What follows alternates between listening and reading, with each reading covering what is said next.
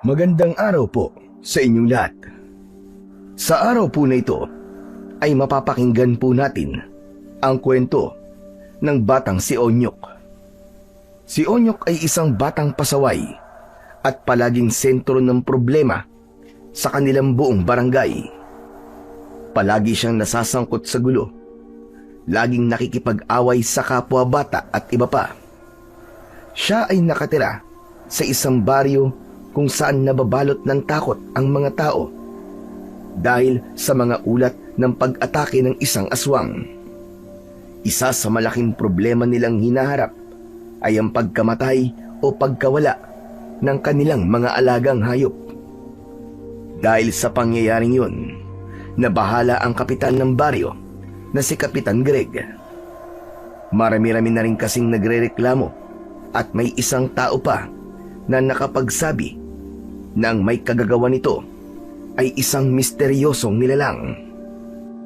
Dahil dito ay humingi na ng tulong ang kapitan pero walang nakinig sa kanya dahil para sa ibang tao malaking istorbo lang ang pakikiisa sa pagbabantay at may nagsabi pa na trabaho ng mga tanod ang rumonda at gawin dapat nila ang kanilang mga trabaho ng mahusay.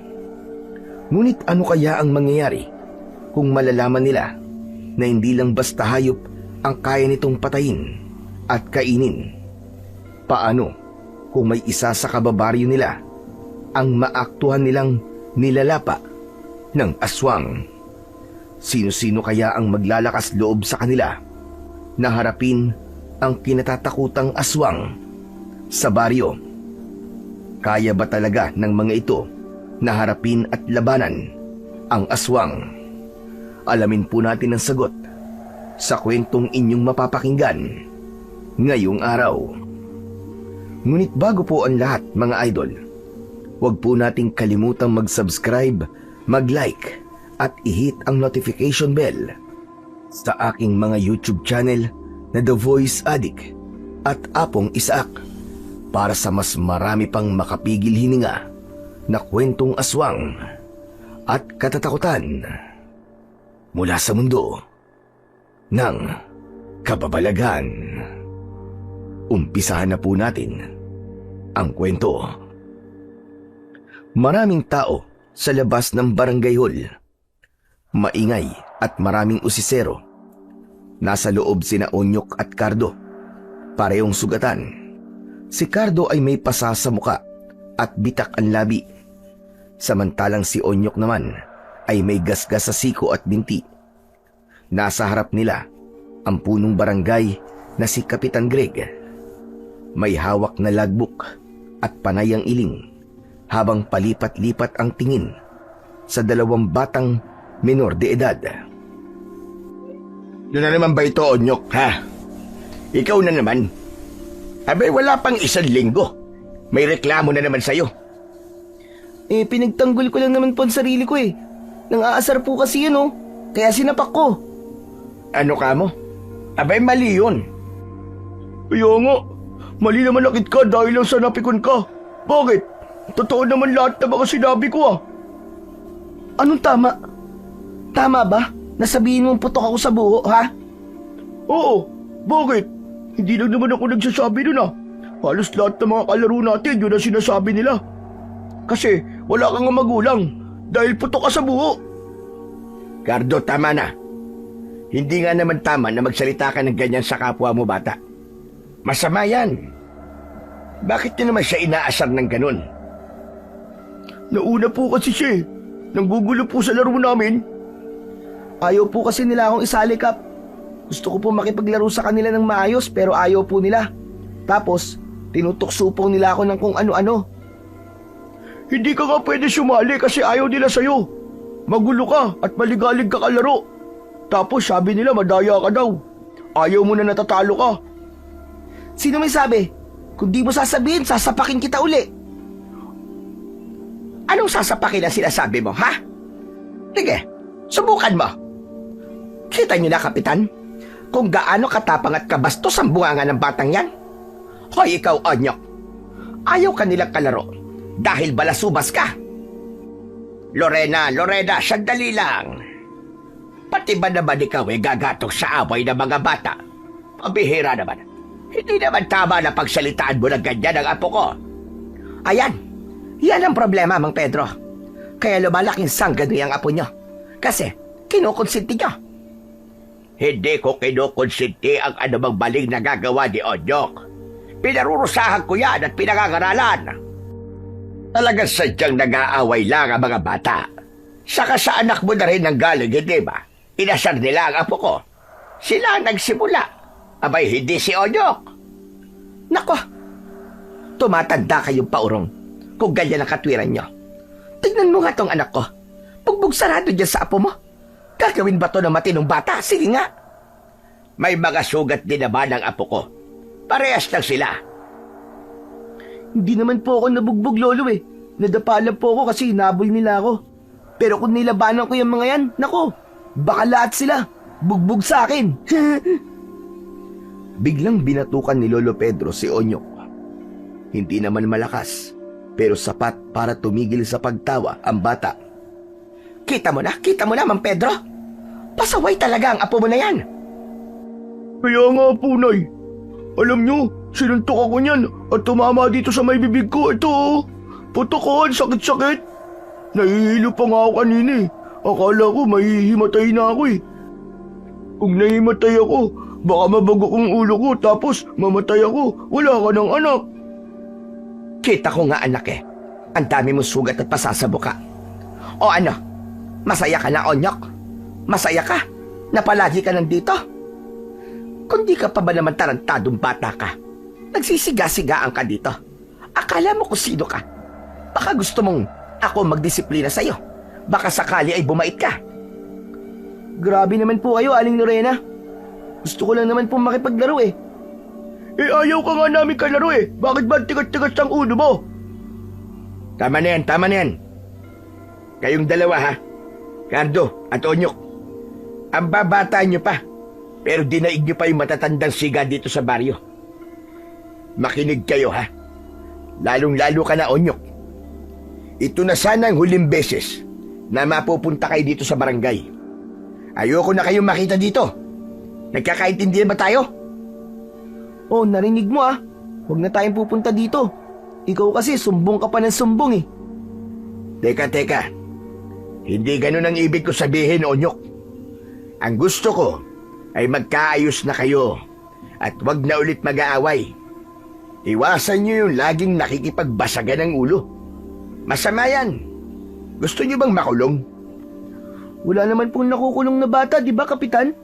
Mga minor de edad pa lang po kami. Hindi niyo po kami ikukulong. At talagang yan ang kinakapitan mo. Kaya malakas ang loob mo na palaging makisali sa gulo.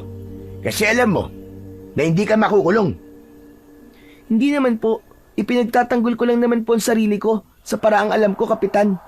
Bakit nila ako tinatawag na putok sa buho? Bakit? Alam ba nila yung nararamdaman ko? Ginusto ko po ba na walang makilalang mga magulang? Anong alam nyo? At anong karapatan nila na lait-laitin ako? Eh hindi naman sila nagpapakain sa akin. Kita mo na, Kapitan, kung paano sumagot yung batang yan? Naku, napakabastos talaga. Walang modo. Teka, sandali lang, Lorena. May punto naman si Onyok eh. Di naman talaga tama na gawing panunukso yung pagkatao niya at kung ano ang kulang sa kanya. Ano ba naman kasi, Kapitan? Palagi na lang siyang ganyan. Ano naman ang gagawin namin mga magulang na lagi na lamang nabubugbog ang anak? Mas mabuti ay pagsabihan po ninyo ang inyong mga anak. Kung maaari wag lang tuksoin itong si Onyok.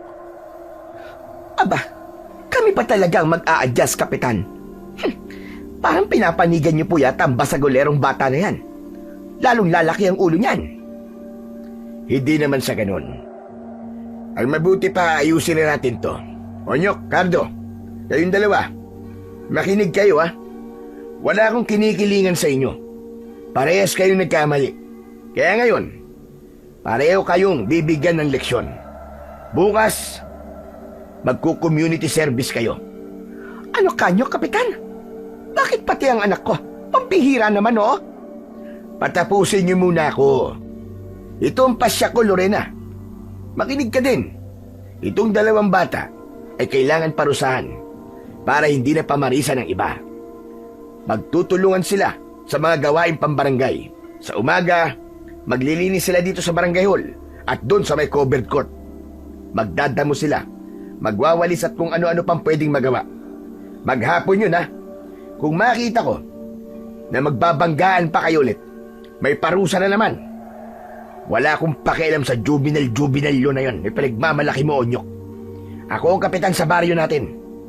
Kaya ako mas nakakalam kung ano ang mabuting gawin para sa ikaaayos ng lahat. Naiintindihan niyo ba? Opo, Kap. Ikaw, Cardo, bakit di ka sumagot? Hindi ka ba pumapayag? Payag po ko. Kapitan, hindi ba dehado naman ang anak ko dyan? Sa totoo lang ayoko na nga sanang palapitan dyan sa pasaway na bata na yan ang anak ko. Tapos, gusto mo pang mag-community service sila? Anak ko na nga yun nabugbog Patas ang pasya ko, Lorena. Dapat silang dalawang managot. Pareho silang may kasalanan Ang anak mo, hindi yan mabubugbog kung hindi ng asar. Hindi ba? Hindi lang naman kami ni Cardo nagrereklamo sa batang yan. Madami na kami. Kayo na rin ang nagsabi na madami ng kaso yung bully na yan. Napakunot ang noo ni Onyok. Sinimangutan nito si Aling Lorena. Bahagya pang ibinagsak nito ang kanyang kamay na parang nagmamakdol. Kita niyo na ang ugali, Kapitan? Bastos talaga. Walang modo ang batang yan. Sandali lang naman, Lorena. Hindi na tama yan lumalabas sa bibig mo Masyado ng pasmado. Bata yung kausap mo. Abay, hindi tama yan. Anong hindi tama? Ikaw, ang tanda-tanda mo na. Hindi mo maturuan ng tamang pag-uugali ang apa mo. Mabuti pa, ay hindi mo na yan. Tama na! Tama na! Subukan mong ituloy ang sasabihin mo. At tayong dalawa magkakasuhan dito. Tama na ho, Mang Pedro. Huwag kayo mag-away sa harapan ng mga bata. Aling Lorena, kung hindi po kayo sang-ayon sa pasya ko, abay kayong dalawa ni Mang Pedro mag-community service o maaaring kayong maikulong at dumaan sa counseling. Gusto niyo ba yun? Ay, hindi, Kapitan. Hindi. Sige. Yung mga bata na lang. Total, sila naman ang nag-away. Sila matitigas ang ulo. Abay, huwag niyo kaming ikulong. Ang dami kong ginagawa, saka may hanap buhay pa ako. Kung yan ang sagot niyo sa akin, tapos na ang usapan natin. Kayong dalawa, Onyok at Cardo, alas 8 bukas, bumalik kayo dito sa opisina ko para maituro ko na sa inyo kung alin ang ipapagawa sa inyo. Opo, Kap. Pupunta po ako bukas ng umaga. Ako din po, Kap. Yaman din naman na nagkasundo na tayo sa parusa nyo. Aasahan ko ba sa inyong dalawa na hindi na kayo mag-aaway o magsasakitan? Opo, hindi na po mauulit.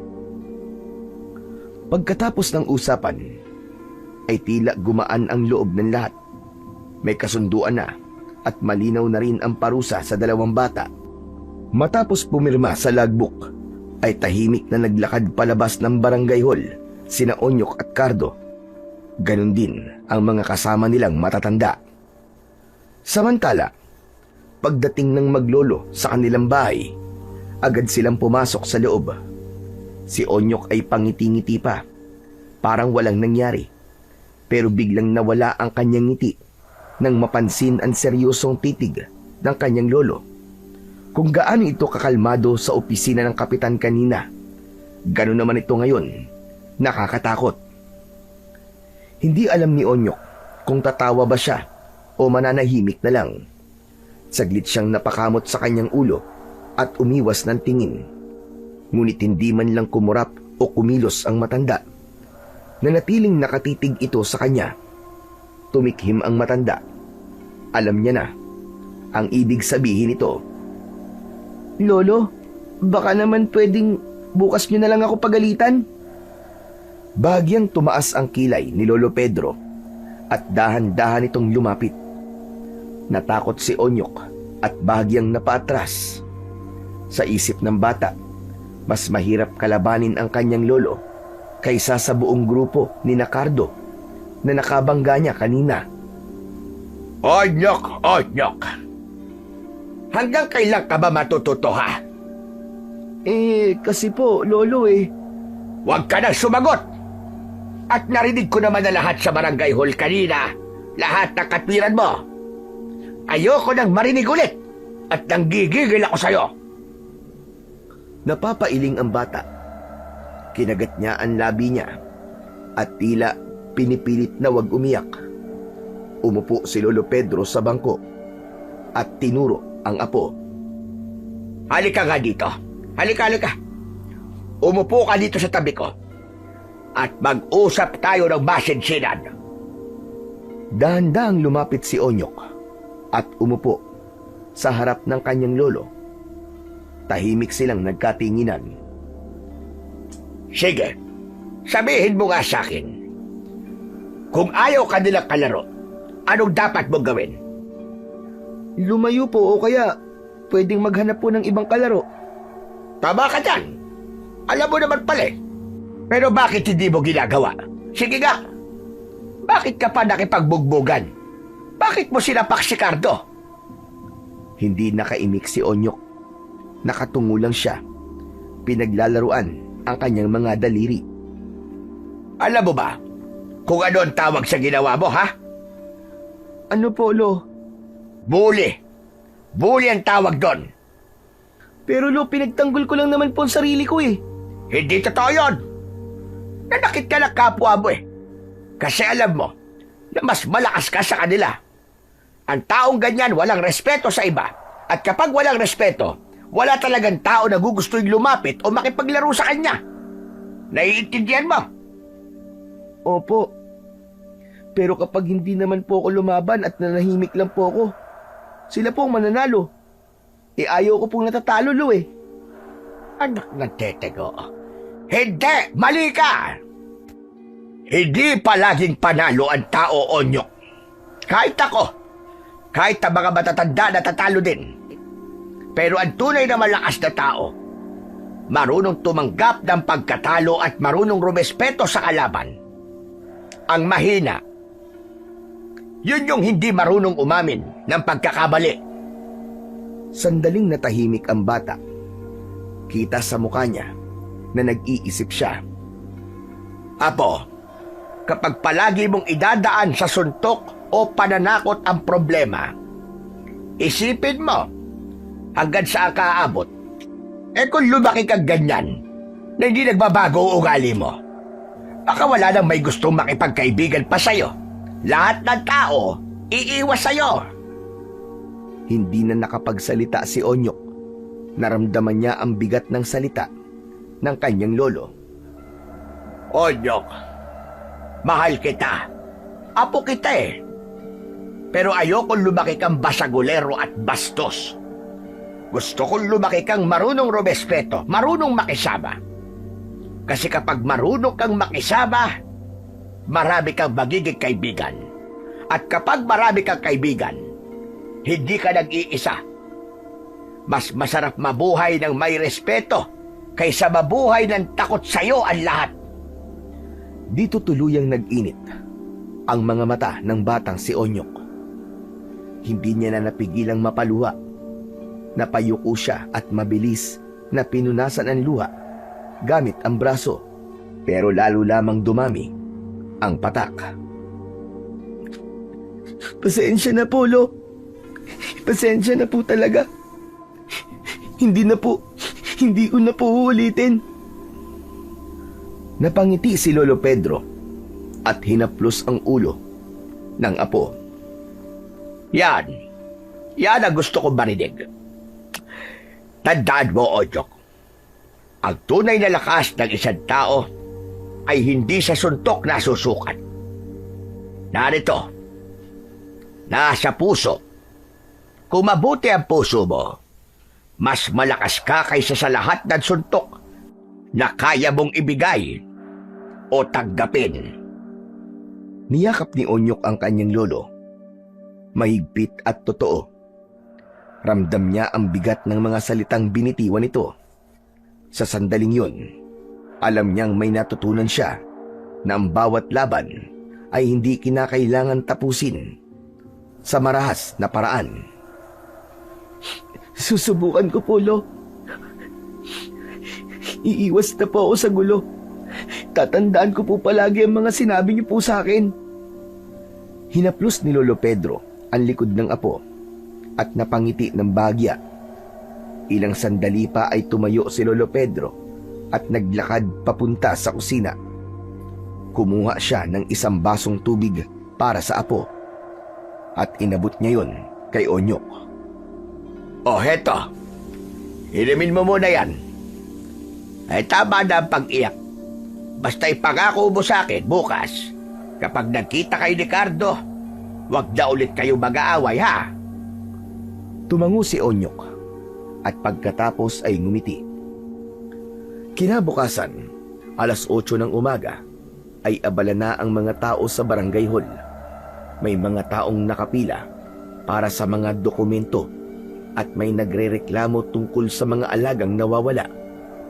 Samantala, sa loob ng kanyang opisina ay abala na rin si Kap sa mga pagpipirma para sa mga papeles. Ilang sandali pa ay dumating na si Onyok kasama ang kanyang lolo. Tahimik lang ang bata. Medyo nakayuko at halatang naiilang. Marami kasi ang nakamata sa kanila habang papasok sila sa loob. Hindi nagtagal ay dumating na din si Cardo, kasama naman ang kanyang nanay. Magkasunod na pumasok sa loob ng opisina ang dalawang bata. Oh, mabuti naman. Narito na pala kayong dalawa. Halina, lumapit kayo dito. Magkaharap na naupo sina Onyok at Cardo. Pareho silang walang imik. Ang una niyong gagawin, lilinisin niyo yung covered court. Maraming mga basura at saka alikabok na naipon doon. Kailangan malinis yun agad-agad kasi gagamitin ng mga kabataan mamayang hapon para sa practice nila sa liga. Natahimik ang dalawang bata. Nagkatinginan sila saglit, pero pareho ring umiwas agad ng tingin. Pagkatapos nyo naman sa covered court, magdamo naman kayo doon sa may gulayan ng barangay. Kailangan malinis ang paligid ng tanim para hindi masira ang mga gulay doon. Malaking tulong yun sa barangay natin dahil doon minsan kinukuha ang mga gulay na ipinamimigay sa mga pamilyang kapos sa pagkain. Biglang kumunot ang noo ni Cardo at napakamot pa sa kanyang ulo. Napansin naman agad yun ni Kapitan Greg. Teka sandali. Bakit ba, Cardo? May gusto ka bang sabihin? Kap, bakit parang ang dami niyo naman pong gustong ipagawa sa amin? Magdadamo pa po. Lawak-lawak po ng gulayan niyo ah. Baka gabi na po hindi pa po kami tapos doon. Aba, nagre-reklamo ka na kagad. Hindi mo pa nga nasisimulan. Alam niyo ba na mas mahirap pang makipag-away kaysa dun sa ipinapatrabaho ko sa inyo? Huwag na kayong magreklamo kasi bibigyan ko naman kayo ng merienda pagkatapos niyong walisan ng court. May tinapay at juice na hinahanda si Missy sa bahay. Basta ba't gawin niyo lang na maayos ang trabaho ninyo? Mabilis lang yan. Baka nga hindi niyo namamalayan Tapos na rin kagad. Napilitan na lang na tumango si Cardo at si Onyok naman ay hindi pa rin nagsasalita. Tahimik lang itong nakikinig. O siya, sige na. Huwag na natin patagalin to. Pumunta na kayo dun sa court. Nandun na yung mga kailangan nyong gamitin. Nandun na yung walis at daspan. Naiintindihan nyo ba? Sabay na tumango ang dalawang bata. Mabuti naman. Sige, umalis na kayo at magtrabaho na. Tumayo na nga ang dalawa at saka naglakad palabas ng opisina at ng barangay hall. Pagdating nila sa covered court, kita agad nila ang kapal ng mga basura at alikabok na nakakalat sa sahig at sa gilid ng court. May mga plastik na tinangay ng hangin at ilang bote rin ng soft drinks na iniwan ng mga kabataang naglalaro. Tahimik na kinuha ni Onyok ang isang walis tambo at daspan. Si Cardo naman ay kinuha na rin ng isa. Walang nagsasalita sa kanila. Hindi sila nagpapansinan at mas lalong hindi nila tinitignan ang isa't isa. Ang tanging maririnig lang ay ang tunog ng walis. Maya-maya pa ay hindi na nakatiis si Onyok. Pasimpleng sumulyap ito sa kasamang bata. Nakita niyang nakakunot ang noo nito. Halatang wala sa mood. Ngunit habang nakatingin siya, biglang natisod si Cardo sa isang nakausling kahoy sa gilid at muntik nang madapa. Hindi nakapagpigil si Onyok. Bigla siyang tumawa ng malakas. Ngunit agad ding natigilan nang mapansing lumingon sa kanya ang bata. Napatikom agad ang bibig ni Onyok at pilit na pinipigilan ang tawa, pero halata pa ring natatawa siya. Bakit? Ano nakakatawa, ha? Nagkibit balikat lang si Onyok. Sabay mabilis na yumuko at nagwalis uli na parang walang nangyari. Hoy! Tinatanong kita kung bakit ka tumatawa. Dahil ba sa muntik na ako madapa? Ngunit imbis na sumagot, ay lumayo ng konti si Onyok. Ipinagpatuloy lang nito ang kanyang ginagawa. Napatitig naman sa kanya si Cardo. Nagtataka siya kung bakit tila nawala ang angas nito. Hindi siya sanay, pero kahit ganun, ay hindi na lang din siya nangulit. Gusto na lang din niya na matapos sila kagad. Maya-maya pa, ay biglang nagreklamo si Cardo. Pambihira naman yan, oo. Ang dami namang kalat dito. Parang hindi nauubos. Nakakapagod. Kaya nga eh. Pero wala tayong magagawa. Parusa natin to eh. Napatitig si Cardo sa kanya. Malumanay ang pagkakasabi ni Onyok ng mga salitang yon. Walang inis. Parang tanggap na tanggap nito ang parusang ibinigay sa kanila. Onyok, pwede ba ako magtanong? Ano yun, Cardo? Okay ka lang ba? Hindi ka ba nilalagnat? Hindi naman. Hindi. Eh bakit ka ganyan? Teka, hindi kaya may sapi ka? Naku, oo nga. Baka nga may sumapi sa'yo. Kasi dati konting asar lang, nanununtok o sumasagot ka na kagad ng pabalang. Tapos ngayon parang ang bait mo bigla ah. Loko, wala akong sapi, no? Nakinig lang ako sa lolo ko. Pinagpayuan kasi niya ako kahapon at nalaman ko na yung mga mali ko. Talaga? Pinakinggan mo ang lolo mo? Ano sabi sa'yo? Basta sa akin na lang yun. Ba't ayaw mo sabihin? Pinagalitan ka siguro, no? Ayos ah. Makapangyarihan ang lolo mo ah. Kasi sa isang araw lang, naging mabait ka bigla. Oo, tama ka, Cardo. Pero kasi totoo naman yung mga sinabi niya sa akin eh. Teka, ayaw mo ba ako maging mabait? Ano bang gusto mo? Yung ganito ba? Yung salbahe? Itinutok ni Onyok ang hawak niyang walis kay Cardo at agad na sumugod. Ginawa niyang para itong espada at tinira ang hawak na walis ng kalaban. Agad naman itong naunawaan ni Cardo, kaya nakisakay na rin ito sa trip niya. Ganyan pala ang gusto mo ah. Hindi ako magpapatalo sa'yo. Isang tampalasan ka. Ako ang hari ng covered court at ipagtatanggol ko ang aking kaharian. Yeah! Nagkaharutan na sila habang hawak ang kanilang mga walis.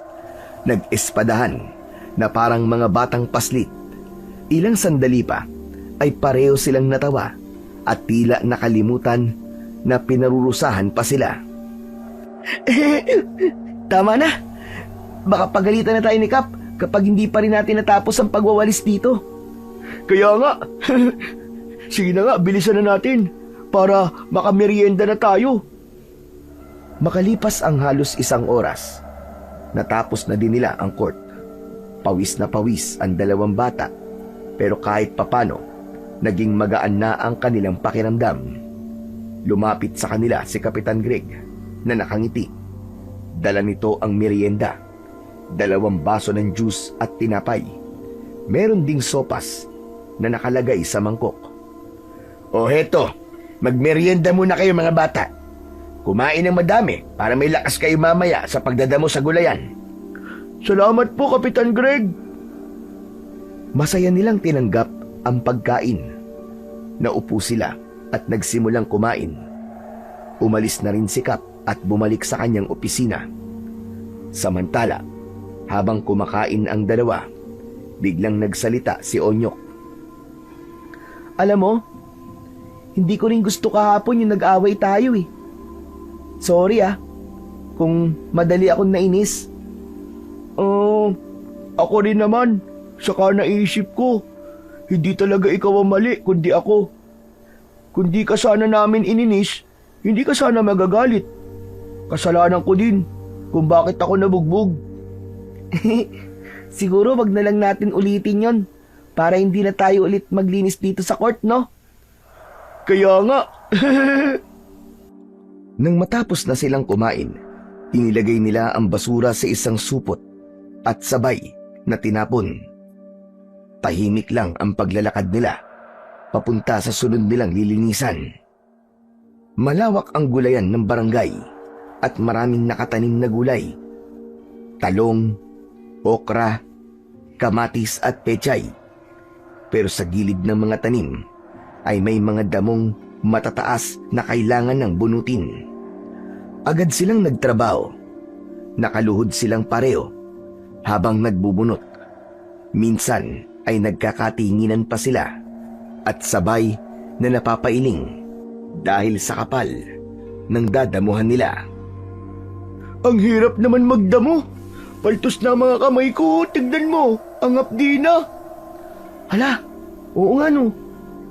Tapos itong damo na to, ang hirap ang bunutin. Sobrang higpit. Pwede mo ba akong tulungan? Oo naman. O sige, hawakan mo mabuti Bibilang ako ng 3, tapos sabay nating hihilahin. Okay? 1, 2, 3. Sabay nilang hinila ang damo hanggang sa mabunot ito ng buo, kasama pati ugat. Pareho silang napaupo sa lupa dahil sa lakas ng pagkakahatak nila. Nagkatinginan ang dalawa, sabay biglang nagtawanan. Bandang tanghali na nang matapos silang dalawa sa gulayan. Nang lumapit sa kanila si Kapitan, ay masaya ito sa kanyang nakita. Aba, ayos ang trabaho nyo Nakakatuwa naman. Pwede na po ba kaming umuwi, Kap? Hindi pa. Pumunta muna kayo sa opisina at may ibibigay ako sa inyo. Tahimik na sumunod ang dalawang bata sa utos ng kanilang kapitan. Dahan-dahan nilang ipinagpag ang kanilang maruruming mga kamay. Pagdating nila sa may pinto ng barangay hall, ay may biglang pumasok na lalaki. Halatang mainit ang ulo nito. Galit na galit at halos pasigaw kung magsalita. Kap, pambira naman Ilang gabi na ako nawalan ng alagang manok. Tapos ngayon lang, nung nagpunta ako ng bukid para tignan ang mga alaga ko, nakita ko patay ng 3 kong baboy. Aba, hindi nga magandang balita yan. Aba, hindi talaga. Hindi ba't matagal ng issue to? Anong ginagawa mong aksyon tungkol dito? Parang wala kayong pakialam Nagkatinginan ang dalawang bata. Tahimik lang silang naupo sa gilid at nakinig sa lahat ng sinasabi ng lalaki. Kalma ka lang, Mandensyo. Naiintindihan ko ang galit mo. Pero wag mo namang sabihin na wala kaming ginagawang aksyon dito sa barangay. Nagtatrabaho naman ang mga tanod, lalo na sa gabi. Nagro-ronda ho sila hanggang sa madaling araw. Hindi kami nagpapabaya. Hindi kayo nagpapabaya? Kung totoo nagtatrabaho kayo, bakit hanggang ngayon ay may mga nakawan at patayan pa rin? Bakit wala kayo nauhuli? Ano 1 linggo na to Hindi lang ako ang nawalan. Halos lahat ng mga kapitbahay ko nababawasan din ang mga alaga gabi-gabi. Puro na lang kayo salita Umiling si Kapitan Greg, pero pinanatili niyang mahinahon ang tono ng boses niya. Hindi naman sa ganun, Mandensyo. Hindi mo lang siguro nakita yung pagsisikap ng mga tanod natin, ng buong opisyalis ng barangay. Kaso, hindi naman talaga magnanakaw o tao lang ang kalaban natin dito. May nakausap ako kagabi na may nakitang isang misteryosong nilalang na nasa taas ng isang puno. At sabi niya, malaki yun. Para daw isang hayop. Hindi kaya ito ang pumipeste sa mga alaga natin? Pag-aaralan pa natin kung paano ito mahuhuli nang walang napapahamak. Natahimik bigla sa barangay hall. Si Onyok ay kinilabutan sa kanyang narinig. Si Cardo ay ganun din. Bahagya pang napalunok ang bata. Ayan na naman tayo, Kape. Nagpapaniwala na naman tayo sa mga ganyan chismis. Puro kayo palusot. Sige nga, kung hindi tao kalaban natin, ano? Multo? Aswang? O kaya mga kamag-anak ni Dracula? Pambihira, oo. Kap, trabaho nyo ang protektahan kami. Huwag kayong inutil. Huwag naman ho kayo magsalita ng ganyan. Aba, nagtatrabaho kami ng matino. Sa ganito ako magsalita dahil hindi biro yung lugi ko sa mga namamatay na hayop. Sa tingin mo ba, mapapakinabangan pa namin yung karne na iniwan? Mabaho na, amoy bulok. Ayos lang sana kung kinuha na lang nila ng buo yung mga baboy. Kaso, ayun, kinain lang yung laman loob at sinaid ang dugo. Yung laman, iniwan na lang ng bara-bara sa kulungan. Hayaan po ninyo. Baka sakali magawa natin ng paraan ang inyong pagkalugi. Gagawan ho natin kagad to ng aksyon. Abay dapat lang. Para naman di sayang ang boto sa inyo. Sa kaya mga tanod mo, pagsabihan mo yung mga yan, ha? Kung roronda sila, gawin nila na maayos. Sayang ang pinapasahod sa kanila. Mga inutil naman. Hindi ko papayagan na tawagin mong inutil ang mga tanod ko, Mang Densyo. Ginagawa nilang lahat para bantayan ang bawat kanto. Hindi ho sila walang silbi. Pero ilang beses na ako nagsusumbong sa inyo Pero ano? Paulit-ulit lang ang mga nangyayari. Kailan ba may mahuhuli? Kapag ubos na mga alagang hayop dito? Natahimik si Kapitan Greg saglit. Humigpit ang hawak sa mesa. Kita ang pagpipigil niya. Samantala sina Onyok at Cardo naman ay tahimik pa rin. Palipat-lipat ang tingin sa kapitan at kay Mang Densyo. Para silang nanonood ng laban at kulang na lang ay boxing. Gusto namin na resulta, Kap. Sana may mahuli kayo. Nagpatuloy ang tensyon sa loob ng opisina ng kapitan. Ilang residente na rin ang nasa labas ng barangay hall, nakasilip sa kanila at nakikinig. O sige, naiintindihan ko ang pagkadismaya mo. Pero sana man lang pagkatiwalaan ninyo pa rin kami. Siguro mas mabuti na tumulong na rin kayo at ang iba pang kalalakihan sa pagroronda sa gabi. Pagod na nga kami sa maghapong paghahanap buhay tapos pagbabantayin nyo pa kami sa gabi. Aba, lintik naman kapag ganun. Wala nang pahinga. Yun na nga ho ang sinasabi ko. Puro ho kayo sumbat Tapos parang gusto nyo magdamag kaming magbantay sa mga alaga nyong hayop sa bukid. Pero ayaw mo makaisa sa pagbabantay. Hindi kami pwedeng magbantay sa isang pwesto lang. Magaling sumalisi ang kalaban. Kaya naiisian kami at nalulusutan. Sandali pang nagkatitigan ang dalawa. Malalim ang buntong hininga nilang pareho. Kita pa rin ang galit sa muka ng isa. Pero bahagya nang bumaba ang tono sa boses niya. Pasensya na po, Kap. Pero sana, isipin mo rin kami. Hindi lang basta hayop ang nawawala sa amin Kabuhayan namin to Pinaghirapan namin. Paano na ang pamilya ko kung mauubusan lahat ng alaga ko? Bay, wala na kaming makakain. Alam ko naman yun, Densyo. At hindi ko hahayaan na dumating sa ganun. Nakikiusap ako sa'yo. Magtiwala ka pa. May gagawin tayo. Hindi ko hahayaan na manatili sa takot ang barangay na to.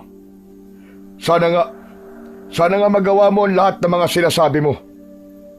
Pagkasabi nun, ay bigla na lang umalis ito. Naiwan si Kapitan, na panay ang buntong hininga. Hinilot pa niya ang sentido bago bumaling sa dalawang batang nakaupo sa gilid.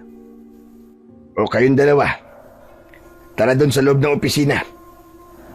Naglakad na silang tatlo, papasok sa loob ng opisina. At nang makapasok sila, dumukot si Kapitan Greg ng pera sa kanyang pantalon at iniabot sa dalawa. O heto, kunin nyo. Para sa inyo yan, ha?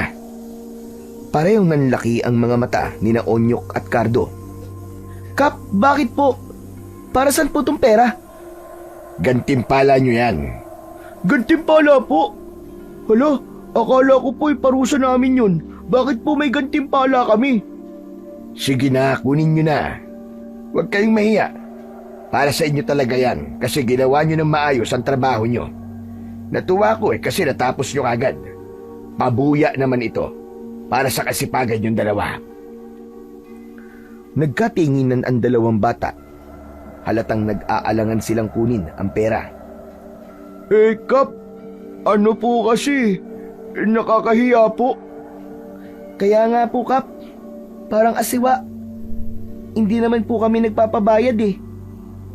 Umiling si Kapitan Greg at bahagyang tumaas ang kilay. Sige na, para talaga sa inyo yan. Hindi naman to kalakihan pero galing sa puso ko to. Sige na mga bata, kunin nyo na. Minsan lang ako matuwa. Kung hindi nyo to kukunin, marami pa akong parusa na ibibigay sa inyo. Sige. Halaka, kunin na natin, Cardo. Mahirap na, baka madagdagan pa ang gagawin natin. Natawa si Kapitan.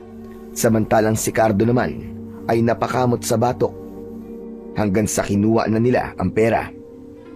O sige na, umuwi na kayong dalawa ha. Huwag na kayong gagawa ng gulo ha, para hindi na kayo maparusahan. Ayoko nang makita kayo ulit dito na inirereklamo kasi ang dami ko pang iniintindi dito sa baryo natin. Isa na dito yung mga nakawan at patayan ng hayop. Kung puro away bata nga asikasuhin ko, abay baka mawalan na ako ng oras sa mas malalaking problema. Tumango ang dalawang bata. Aalis na sana silang dalawa, pero biglang bumalik si Onyok at naglakas loob na magtanong sa kapitan. Kap, pwede po ba akong magtanong? Ano yun, Onyok? Totoo po ba yung sinabi niyo po kanina? Tungkol po dun sa misteryosong nilalang na gumagala sa gabi? Sa ngayon, hindi ko pa masasabi kung totoo. Galing lang ang impormasyon sa isa nating kababaryo na nagsasabing nakita niya ang nilalang na yun. Kailangan ko pang mag-imbestiga. Kap, baka gusto niyong ikonsulta to sa lolo ko. Bakit naman sa lolo mo? Ano ba meron sa kanya? Hindi ko alam. Pero kasi nung minsan, nagalungkat ako sa mga gamit niya kasi naghahanap ako ng barya na pwedeng makupit. May mga nakita akong kakaibang mga kwintas, parang yung mga agimat niya, no? Ni Pedro Penduko. Oo, tama, ganun nga. Kaya naisip ko siguro, ang tingero si lolo ko noon. Baka pwede siya makatulong, Kap. Salamat, Onyok. Sige, ikukonsidera ko yan. Pero sana, Onyok, wag mo nang uulitin yun, ha? Ang alin po, Kap, ang hindi ko na uulitin? Yung pagsasabi po na ang tingero po si lolo? Hindi. Yung sinasabi kong wag mo nang uulitin ay ang mangupit ng pera sa lolo mo. Masama yun. Namula si Onyok sa hiya. Nagkamot siya ng ulo at napatawa ng pilit. Opo. Hindi na po mauulit, Kap. Promise po. Mabuti kung ganon. Sige, hayaan mo at kakausapin ko ang lolo mo kapag nagkaroon ako ng oras. Baka nga sakaling makatulong siya. Hala, Onyok. Baka naman imbento lang yan mga kwento mo, ha? Sasayangin mo lang ang oras ni Kapitan. Huy, hindi, no? Totoo talaga na may nakita ko medalyon o agimat sa mga gamit ng lolo ko. O siya, sige na, tama na yung asaran na yan. Mas mabuti pa na umuwi na kayo at baka hinihintay na kayong dalawa sa bahay nyo. Tsaka marami pa akong aasikasuhin. O paano? Magpakabait kayong dalawa, ha? Opo, Kap. Masusunod po. Magkaibigan na nga po kami ni Onyok eh. Di na po kami mag-aaway. Di ba, Onyok?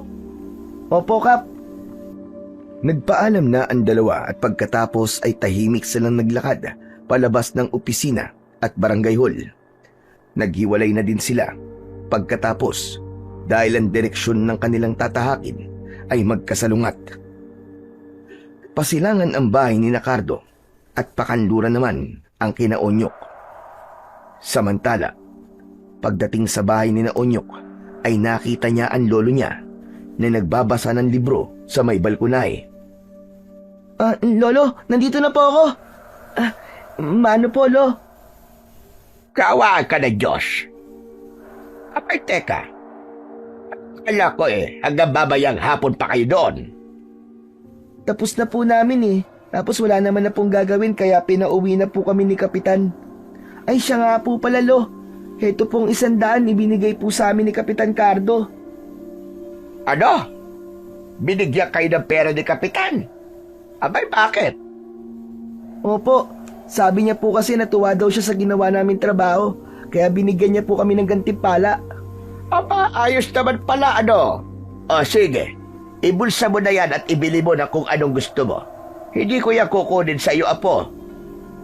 Hindi po lo, kunin niyo na po to. Pandagdag po sa pambili po natin ng ulam. Aba, sigurado ka ba? Opo, sige na po, kunin niyo na po lo. Napangiti ang matanda habang tinatanggap ang perang galing sa apo. Hindi siya makapaniwala sa nakikitang malaking pagbabago ni Onyok. Alam mo, Apo, natutuwa ko sa ipinapakita mo ngayon. Abay, ayos yan. Approve na approve. Kasi po lolo, tama po kayo sa mga sinabi niyo po sa akin kahapon. Lo, alam mo bang magkaibigan na po kami ni Cardo? Ang sarap po pala sa pakiramdam ng may kaibigan. Talaga? Aba, may kaibigan ka na. Maganda yan, Apo. Simula na yan ng pagbabago.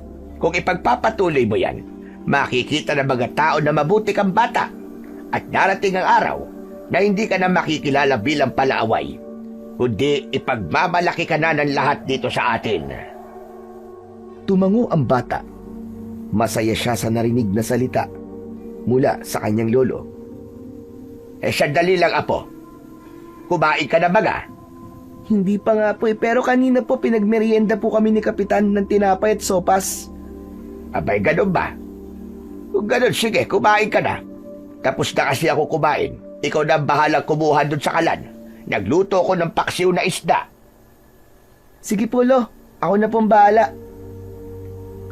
Dumiretso na sa kusina ang bata. Kumuha ito ng plato at saka nagsandok ng kanin at ulam. Nasiyahan siya sa kanyang tanghalian. At nang maubos ito, kumuha pa siya ng isa. Ang kanyang lolo, masarap talagang magluto at ang paksiw na isda ang isa sa mga paborito ng bata. Kaya naman kapag ganito ang ulam, ay napapadami talaga ang kain niya. Nang matapos siyang kumain, iniligpit na niya ang mga plato at hinugasan ang lahat ng kanyang mga nagamit. At nang matapos ay naglakad na siya papunta sa kanyang kwarto at saka nahiga. Kalaunan ay nakaramdam siya ng antok. Marahil ay dahil na rin sa pagod sa halos kalahating araw na pagtatrabaho. At hindi niya na namalayan na nakatulog na siya. Ngunit sa kalagitnaan ng kanyang pagtulog, bigla siyang nagising nang makarinig ng malalakas na pagaspas ng pakpak. Bigla siyang napatingin sa paligid. Wala siya sa kwarto. Natigilan siya at saglit na kinabahan nang makitang nasa ilang siyang lugar. May malaking puno doon at sa itaas mismo ng puno ay nakita niyang dumapo ang isang tila malaking ibon. Ngunit hindi talaga yun ibon, kundi isang nakakatakot na nilalang. Isang aswang na may malalaking pakpak, matutulis na ngipin, mahabang dila at kulay abon na balat. Matatalim din ang mga kuko nito at malalaki. Naku, ano yan? Huh? Nasaan ba ako? Bakit may ganyan? Hindi pa man siya nakakabawi sa pagkakagulat, ay biglang lumipad ang nilalang, paikot-ikot sa kanya. Doon nagsimulang tumakbo si Onyok. Halos mabuwal siya sa sobrang pagmamadali. Ah! Tulong! Tulungan niyo ako! Sigaw siya ng sigaw pero wala siyang makitang tao sa paligid. Hanggang sa isang iglap, nadagit siya ng aswang. Dinakma siya nito sa balikat at saka inilipad.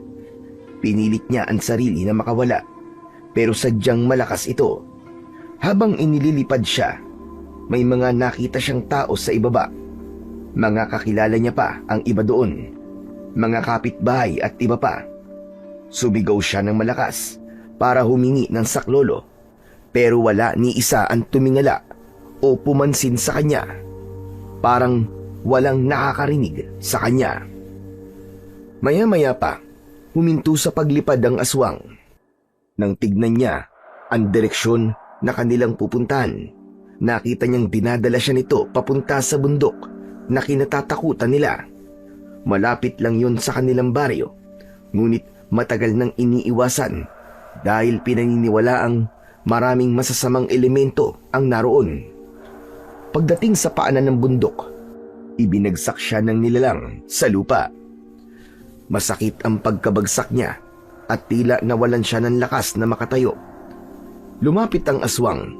Nakalawit ang mahabang dila nito at tumutulo ang malapot na laway sa kanyang dibdib. Dahan-dahang gumagalaw ang dila nito na parang ahas. At sa isang iglap, itinarak nito ang dila sa leeg niya. Naramdaman niya ang matinding kirot at sakit na parabang hinihigop ang lahat ng lakas niya sa kanyang katawan. Nanlalabo na din ang kanyang mga paningin. Gusto niyang lumaban, pero parang napaparalisa siya. Nang magsimula ng dumilim ang paligid niya, isang malakas na sigaw ang kanyang narinig. Onyok! Onyok, gising! Gumising ka! At sa mismong sandaling yun, isang malakas na yugyug ang gumising sa kanya. Nagmulat siya ng kanyang mga mata at nakita niya ang kanyang lolo Pedro. Bakas ang pag-aalala sa mukha nito. Onyok, ano ba nangyayari? Masama yata ang panaginip mo. Humihingal pa si Onyok. Parang hindi siya makapaniwala sa nangyari. Pinunasan niya ang noo na basang-basa ng pawis. Lolo, totoo po ba na may aswang? Ano? At bakit mo naman naitanong yan? Tinitigan ni Onyok ang matanda. Hindi siya nagsalita. Naghihintay lang siya ng sagot mula sa kanyang lolo. O sige, sasabihin ko. Oo, totoo ang mga aswang, apo. Lolo, dinagit po ako ng aswang. Tapos tinusok niya po ako dito sa leg ko. Sinipsip niya po ang dugo ko. Huminahog ka. Panaginip lang yon. Kasi naman ikaw katatapos mo lang kumain natulog ka na kagad. Abay, masama talaga yon. Pwede kang bangungutin lalo na kapag busog na busog. Ganun po ba? Pero parang totoo po kasi. Hindi po kaya isa yung babala, Lolo? Baka po mangyayari sa akin yun. Lolo Pedro, natatakot po ako. Ano pong gagawin ko? Niyakap ni Lolo Pedro ang kanyang apo. Sinubukan niya itong pakalmain, pero mas lalong lumakas ang kanyang pag-iyak. Nanginginig na rin ang kanyang katawan. Tama na. Hindi ko naman hahayaan na mangyari yon. Talaga po, Lolo? Oo naman. Hanggat buhay ako, hindi ko hahayaan na may mangyaring masama sa'yo. Walang makakalapit sa iyong aswang. Saka ano bang ipinag-aalala mo? Wala namang aswang dito sa atin Meron po. Sabi po ni Kapitan, aswang daw po yung pumapatay o yung mga nagnanakaw ng mga hayop dito sa atin. May nakapagsabi daw po sa kanya na nakakita ng isang aswang na nakadapo po sa isang puno. Ano ka ba? Sigurado ka ba sa sinasabi mo, apo? Opo, Lolo. Kanina po doon sa barangay hall nagwawala po si Mandencio kasi pinatay po yung mga baboy niya saka ilang alagang manok. Sinipsip lang daw po yung dugo saka kinain po yung laman loob. Ano? Teka, meron pa bang ibang napansin bukod sa mga nawawalang laman loob at dugo? Meron po. Amoy bulok daw po yung karne kaya hindi na po pwedeng mapakinabangan. Biglang napaantanda ng krus ang matanda nang marinig ang sinabi ng kanyang apo. Bagya din siyang namutla. Bakit po, Lolo? Ang mga sinabi mo ay palatandaan na aswang talaga ang may gawa nun. Talaga po? Kung ganun ay totoo nga po na may aswang na po dito sa baryo natin. Naku po, Diyos ko. Kailangan ko masabihan kaagad si Cardo. Biglang tumayo si Onyok. Balak niya sanang puntahan ang kaibigan, pero bigla siyang pinigilan ni Lolo Pedro. Sandali lang. Huwag ka munang lumabas at huwag mo na munang sasabihin ito sa iba. Hindi pa natin kilala kung sino ang kalaban natin. Kailangan nating mag-ingat, Apo. Natahimik si Onyok. Halatang naguguluhan. Tumitig siya sa kanyang lolo. Hinawakan siya ng matanda sa balikat at muli siyang pinaupo. Makinig kang mabuti, Onyok. Hindi natin pwedeng ipagsabi agad-agad na may aswang na dito sa atin. Kasi may posibilidad na hindi sila maniwala sa atin. Lalo ka na. Tsak na hindi ka paniniwalaan ng mga tao. At yun ang kinatatakutan ko. Saka isa pa. Biglang promeno sa pagsasalita ang matanda. Tila tinatansya kung sasabihin ba niya ang nasa isip o hindi. Pero ilang saglit ay sinabi niya ang dapat niyang sabihin. Apo, hindi pwedeng malaban to ng iba. Dahil baka makarating sa aswang na meron ang nakakaalam ng tungkol sa kanya. Maiisip niya na may banta. At kapag nangyari yun, tsak na tayo ang una niyang pupuntiryahin. Ganun po ba? Oo. At sigurado ko nagagawa yun ng paraan para manahimik tayo. Marahas at malulupit ang mga aswang. Wala silang pinapatawad na po. Ano po ang gagawin natin, Lo? Mananahimik na lang po ba tayo? Hahayaan na lang po ba natin na pinapatay niya mga hayop? Kawawa naman po ang mga tao dito sa atin, Lolo. Hindi natin kaya na tayo lang, Apo. Ordinaryong tao lang tayo. Wala tayong kapangyarihan, wala tayong sandata, at hindi rin natin alam kung gaano siya kalakas at kadelikado. Mapapahamak lamang tayo. Ipinagmamalaki ko pa naman po sa bago kong kaibigan na baka may magagawa ka po tungkol dito, pero manahimik na lang din pala ang solusyon nyo. Hindi ko sinabi na mananahimik lang tayo, pambihira ka.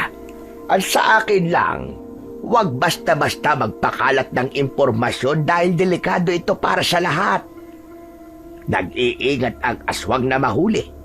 Pero kapag malaman niya na alam na ng mga taon tungkol sa kanya, magiging maras siya at gagawin niya ang lahat para mambiktima na mambiktima.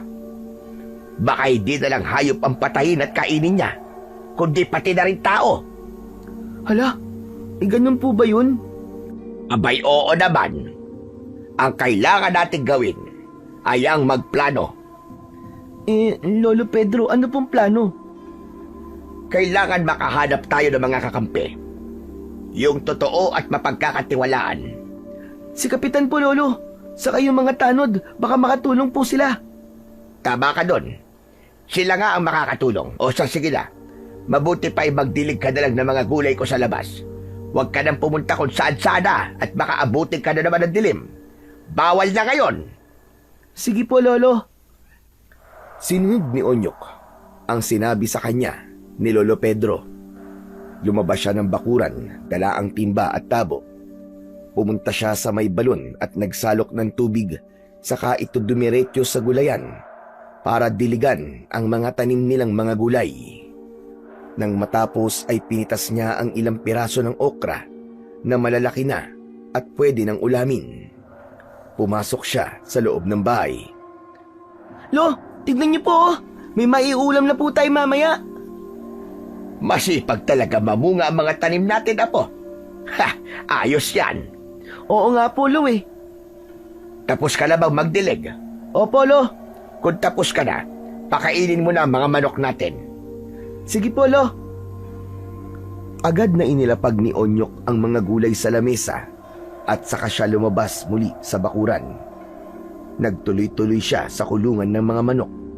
Pagbukas niya ng pinto, ay sinalubong siya kagad ng kanyang mga alaga. Binuksan niya ang balde kung saan nakalagay ang mga patuka para sa manok. At nang makakuha, isinaboy niya ito sa lupa at ikinalap. Ayan na. Dahan-dahan lang ang pagkain nyo. Yan, sige. Magpakabusog kayo para mabilis kayong lumaki. Matapos niyang maisaboy sa lupa ang mga butil ng patuka, ay kinuha naman niya ang lagayan ng tubig at itinapon ang laman nito. Sa kanya pinalitan ng malinis at bago. Lumabas na rin siya ng kulungan nang matapos ang lahat ng dapat niyang gawin. Tuwang-tuwa siya at masayang binibilang pa ang lahat ng mga manok sa kulungan. Nasa mahigit 20 piraso ang kanyang nabilang. Ayos.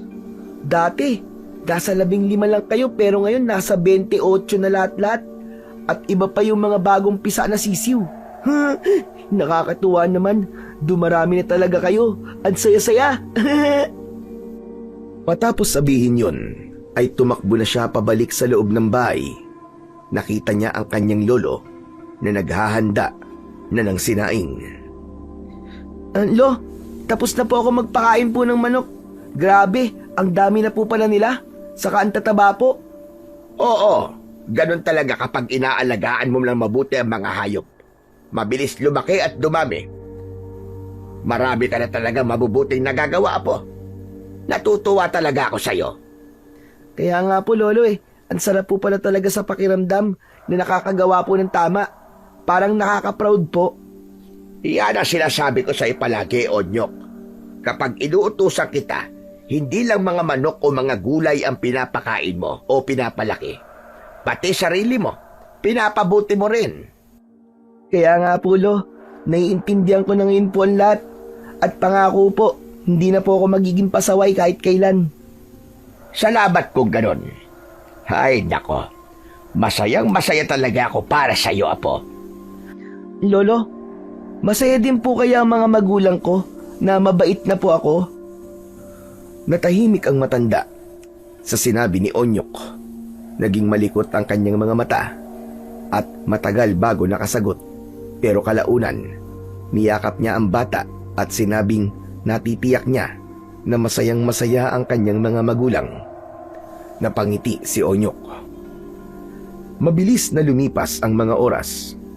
Pagdating ng alas 7 ng gabi ay nahiga na ang maglolo. Nagkwekwentuhan pa silang dalawa at panay ang tawa ni Onyok dahil sa masasayang pagsasalaysay ng kanyang lolo. Ngunit biglang natigil yon nang marinig nila ang ingay ng manok sa kulungan. Napaupo agad si Onyok sa higaan. Lolo, ang mga manok! Naku po, dalintikan. Baka may sawa. Teka, titignan ko. May sawa po! Oo, Apo. Alam mo, kaninang umaga, may nakita akong sawa doon naglilinis ako at nagdadamo doon sa bakura natin. Hindi ko lang nahuli dahil mabilis na nakagapang palayo. Baka bumalik at mga manok natin ang puntirya niya.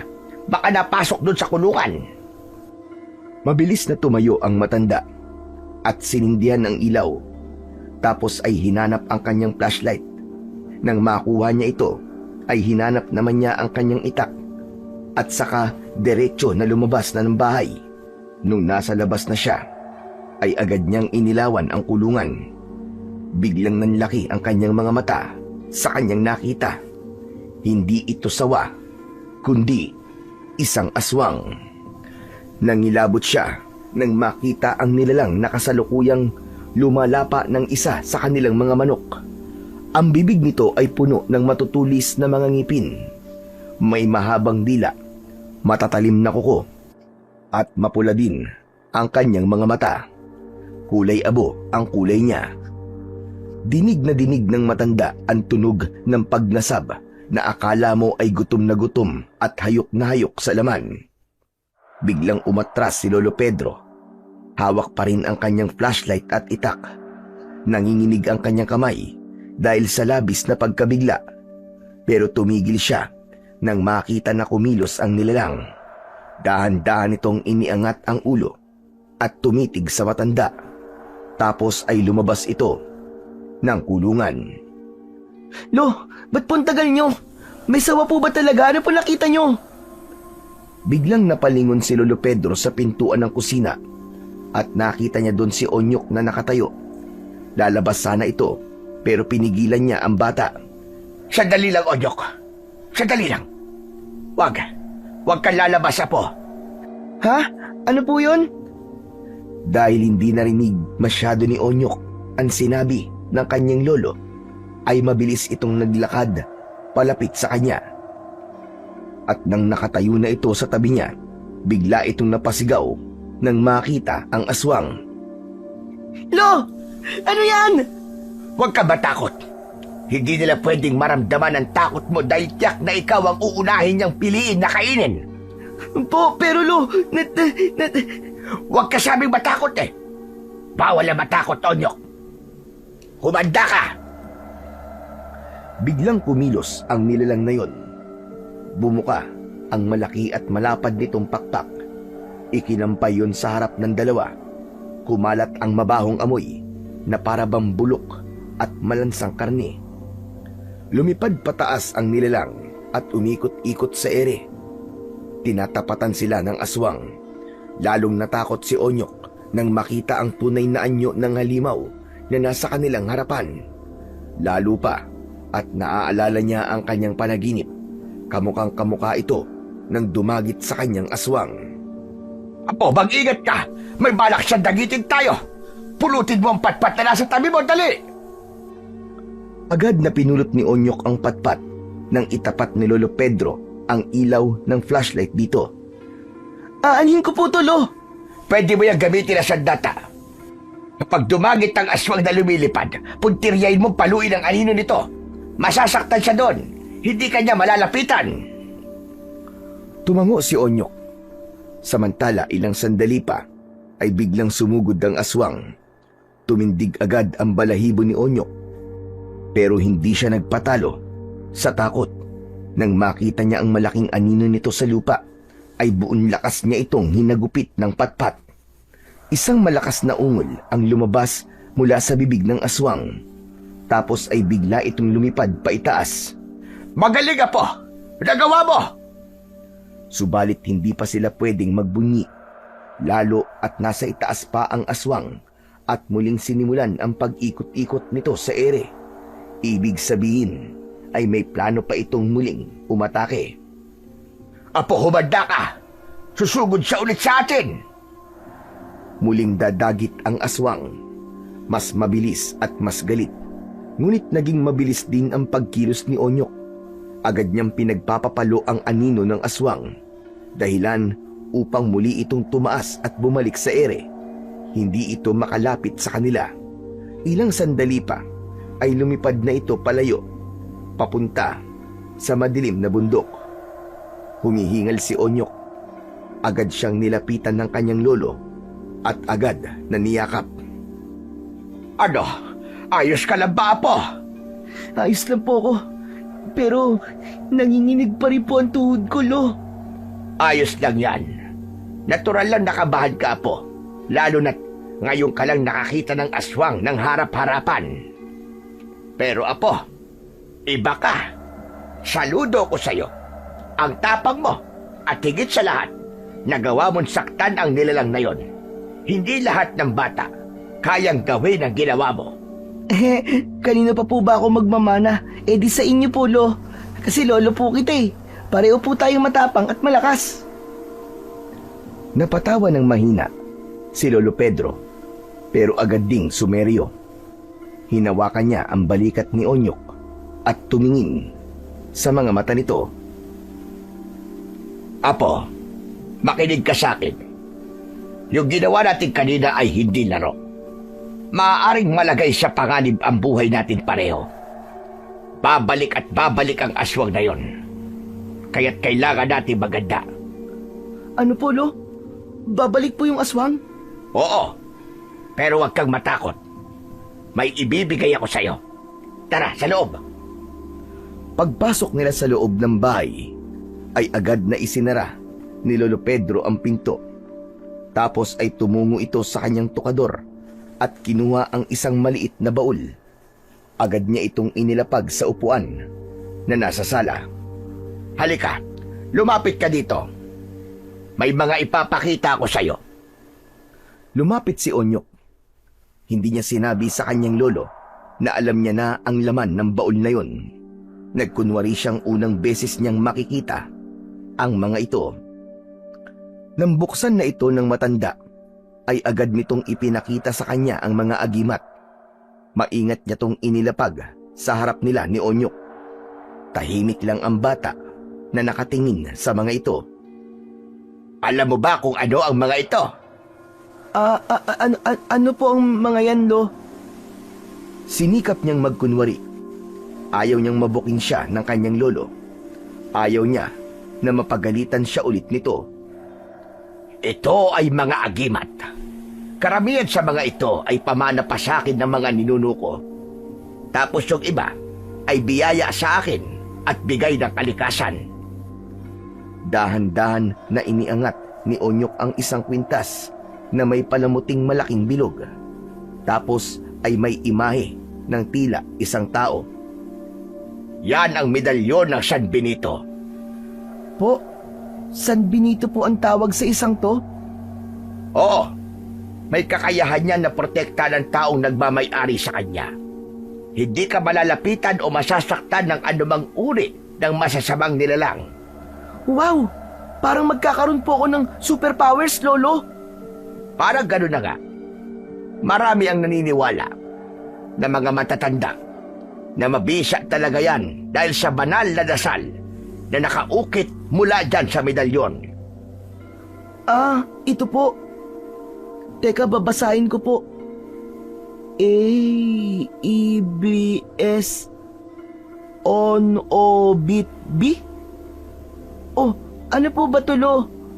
Ang hirap naman pong basahin ito. Hindi mo talaga mababasa yan kung hindi ka marunong magbasa ng wikang Latin. Pero huwag kang mag-alala. Para magamit yan, hindi mo naman kailangan basahin yan eh.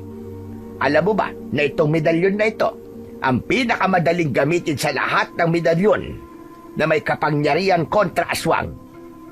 Talaga po, Lo? Oo. Kasi, isusuot mo na lang at magkakabisa na. Wow, ang astig po!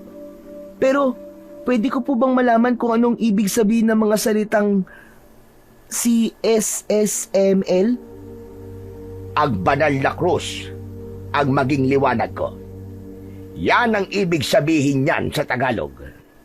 Tapos yung NDSMD, ang ibig sabihin naman yan ay ito ang hayagang pagsalungat sa kagustuhan ng demonyo.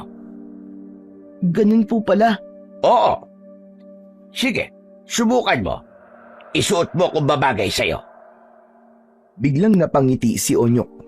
Agad niyang isinuot ang kwintas at pagkatapos ay tumingin siya sa matanda. Aba, bagay na bagay sa'yo ah. Gusto mo ba yan? Po? Ibibigay ko na yan sa'yo, Onyok, para maging proteksyon mo. Hindi natin alam kung kailan muling babalik ang aswang na yon. Kailangan mo yan para hindi ka mapahamak. At saka, may isa pa pala. Tumayo si Lolo Pedro at muling binuksan ang kanyang tukador. Pagbalik nito ay bitbit na niya ang isang lumang tirador at iniabot sa bata. Ano po yan, Lo? Nung bata pa ako, ginawan ako ng tirador ng tatay ko. Heto, tignan mo. Ganun na po kaluma ang tirador na to, Lo, ah. Oo, luma na talaga yan. Pero matibay pa. Gusto mo subukan? Oo po, pero bakit niyo po binibigay ito sa akin? Ito ang gagamitin mo sa data laban sa mga aswang na lumilipad. Po? Ito, sandata. Paano naman po makakapatay ng aswang tulo? Laruan lang po ito eh. Huwag mong ismulin at pagtawanan ng tirador na to, Apo. Marami nang napaslang na aswang to. Ito talaga ang ginagamit ko laban sa mga aswang na tinutugis ko noon. Kung tawagin nga ako batang tirador. Kapag aswang na lumilipad ang kalaban, hindi masyadong epektibo ang mga itak o anumang matatalim na sandata. Lalo na kung galing sa itaas ang pag-atake. Sa bagay, tama po kayo. Lolo, pwede niyo po ba akong kwentuhan tungkol po sa mga karanasan niyo bilang antingero po? Oo naman. Alam mo ba, bata pa ako noon. Nung una akong nakapatay ng aswang. Sabi ko nga sa iyo kung tawagin ako, batang tirador. Halos magkasing edad lang tayo nun. Ang tatay ko ang unang nagturo sa akin. Marami din siyang nakalaban na mga aswang, maligno at kung ano-ano pang nilalang na sumisira sa mga tao. Nang pumanaw siya, ako na ang humalili sa kanya. Umupo ng maayos si Onyok at nakinig ng mabuti sa kanyang lolo. Maraming taon din ako naglakbay, hindi lang dito sa baryo natin. Nakakarating ako sa kabilang bayan, sa bundok, sa malayong lugar na pinaniniwala ang pinamumugaran ng mga aswang. Ang trabaho ko lang noon ay hanapin sila at kapag natagpuan ko, sisiguraduhin kong hindi na sila makakapanakit pa ng tao. Pero Lo, bakit po kayo tumigil? Pasensya na po kayo, Lolo ah. Wala po kasi ako matandaan na ginagawa niyo po ang mga yan dati pa. Nagpakawala ng malalim na buntong hininga ang matanda bago muling nagsalita. Tumigil ako kasi may kailangan akong protektahan at alagaan. Ako po ba yun, Lo? Matalino ka talaga, Apo. Tama. Ikaw nga. Lo, gusto ko rin po sanang maging katulad nyo. Pwede niyo po ba akong turuan kung paano po makipaglaban sa mga aswang? Kung paano po maging isang magaling na manunugis? Hindi mo na kailangan matuto. Gamitin mo lang ang talas ng iyong paningin at isip.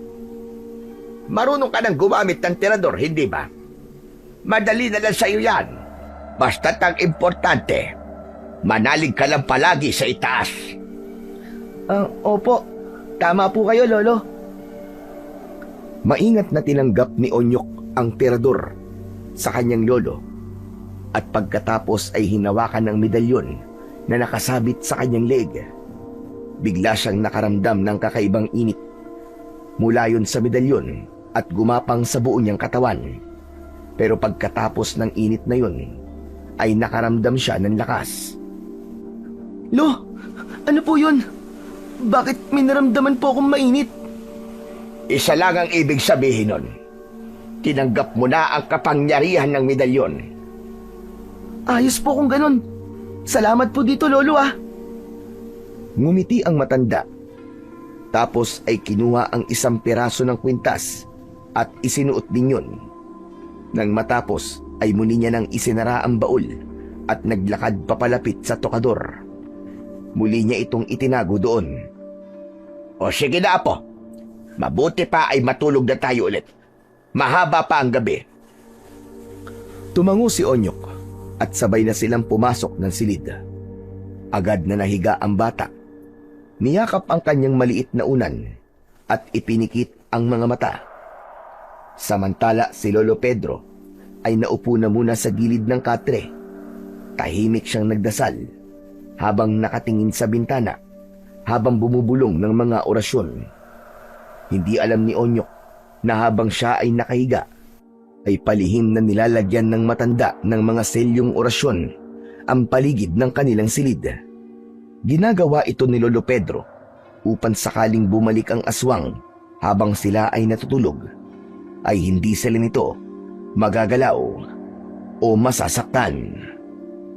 Matapos ang ilang sandali, nahiga na rin siya sa tabi ng kanyang apo at natulog. Kinabukasan ay maagang nagising sina Lolo Pedro at ang apo niyang si Onyok. Agad nilang ginawa ang mga trabaho nila sa bahay. Si Lolo Pedro ay nagwalis sa bakuran, habang ang bata naman ang siyang nagpakain sa kanilang mga alagang manok. Habang abala sila sa kanilang mga gawain, dumating naman si Kapitan Greg at huminto ito sa tapat ng bakuran nila. Mang Pedro, magandang umaga po sa inyo. Ay magandang umaga naman sa iyo, Kapitan. Mabilis na lumapit ang kapitan. Nakipagkamay ito sa matanda. Mangyaring, talaga hong kayo ang sadya ko ngayong umaga eh. Pwede ho ba kayo makausap? Abay, oo naman. Ano ba ang may paglilingkod ko sa inyo, Kapitan? Tungkol po ito sa mga nangyayari dito sa baryo natin. Tungkol po ba ito sa mga namamatay na hayop? Tama ho kayo, Kapitan. Huminga ng malalim si Lolo Pedro. Hinawakan niya ang kamay ng kapitan at hinila ito papunta sa likod kung saan naroon si Onyok. Kasalukuyan namang inilalabas ng bata ang 3 patay na manok. Aba, ano nangyari sa mga manok mo, Onyok? Kapitan, pinatay po sila ng aswang kagabi. Nag-iba ang reaksyon ng kapitan nang marinig ang sinabi ng bata. Nanlaki ang mga mata nito. Tumigas ang mga panga. Halata na nagpipigil ng galit. Tama ang narinig mo, Kapitan. Nandito ang aswang kagabi. Nakita mismo naming maglolo kung paano niya nilapa ang manok na yan. May aswang na dito, Kapitan. At hindi naligtas ang baryo natin. Sigurado ho ba kayo, Mang Pedro? Ano ba ang itsura ng aswang na nakita niyo dito kagabi? Nagsimulang isalaysay ng matanda ang itsura ng aswang. Isa-isa niyang inilarawan ang nakakatakot na anyo ng nilalang. At hindi rin niya nakalimutang ikwento ang katapangan ng kanyang apo. Kung ganon, totoo nga mga ulat. Tumutugma ang sinasabi niyo sa kwento ng isa pa nating kabarangay na nakakita rin. Ang problema nga lang, anong problema, Kapitan? Ano yon? Wala nang taong yun, Man Pedro. Nanggaling ako sa pamilya niya kanina at sinabing bigla na lang daw itong nawala kagabi.